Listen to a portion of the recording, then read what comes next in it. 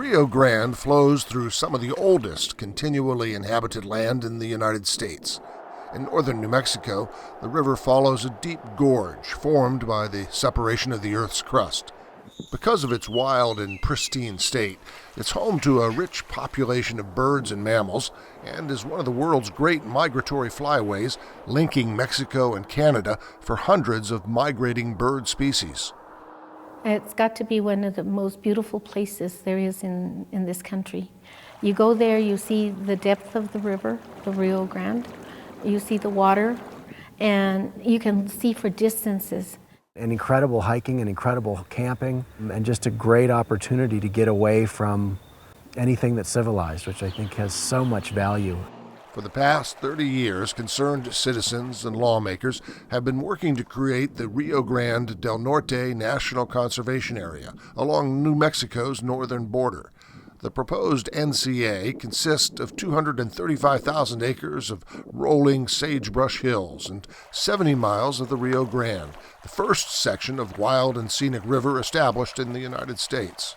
The goal is not only to preserve this rare and wild landscape, but also a way of life that dates back hundreds of years.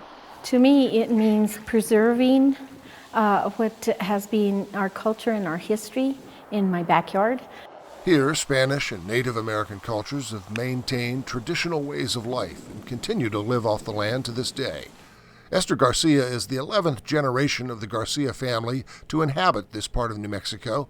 She's played a key role behind the bill in the U.S. Congress that would establish a national conservation area here because, she says, it would protect traditional uses of the land.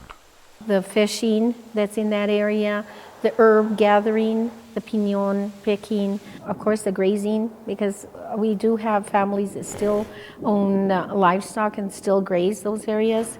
Conservationists also seek to protect the region's sparse water supplies. Thousands of years ago, the Rio Grande Valley was submerged under a large prehistoric lake. Today, remnants of that lake still collect underground, supplying communities further south with fresh water. A lot of that water is actually still captured in some of the aquifers below us. Any type of drilling or any type of oil exploration that would take place on the proposed national conservation area would have detrimental effects to that aquifer. An NCA designation would ban future energy exploration here, as well as any development, subdivisions, or road construction, while protecting New Mexico's culture. Because it makes them who they are, the food, the architecture, everything about their culture and the authenticness of their culture comes from the land. And that's what makes New Mexico so special and unique. I just don't want that lost. I want to preserve it for the future generation, for my grandchildren, their children. The bill to establish the Rio Grande del Norte National Conservation Area is still pending in Congress. Supporters hope it will pass a vote this year. For Assignment Earth, I'm Bruce Burkhart.